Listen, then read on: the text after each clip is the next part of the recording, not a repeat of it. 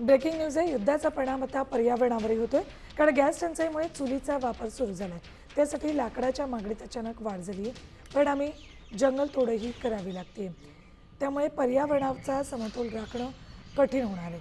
Gas पुरवठा सुरळीत आणि पर्यावरणाच्या संरक्षण करणं ही दुहेरी जबाबदारी प्रशासनावर आहे.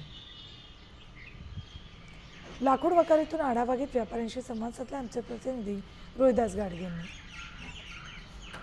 आखाती देशात सुरू असलेल्या युद्धाचा परिणाम गॅस वितरणावरती झाला आहे.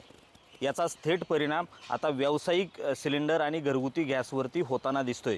त्यामुळं पर्यायी उपलब्धता म्हणून आता लाकूड वापरलं जातं आहे. घरामध्ये चुलींचा वापर केला जातो आहे, तर हॉटेलमध्ये लाकडावरच्या शेगड्या ह्या तयार केल्या जातात. त्यामुळं लाकडाची मागणी सध्या मोठ्या प्रमाणात वाढताना दिसते. घरगुती गॅस उपलब्ध व्हावा यासाठी 5 किलो 10 किलो या प्रमाणात कुठंतरी गॅस दिला जाणार आहे.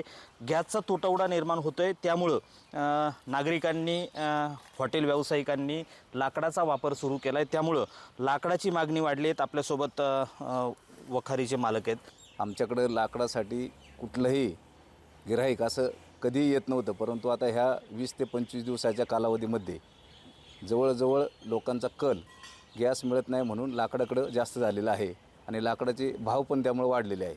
व्हिडिओ जर्नलिस्ट सुमित भोसलेसह मी रोहिदास गाडगे, साम TV न्यूज, राजगुरुनगर, पुणे.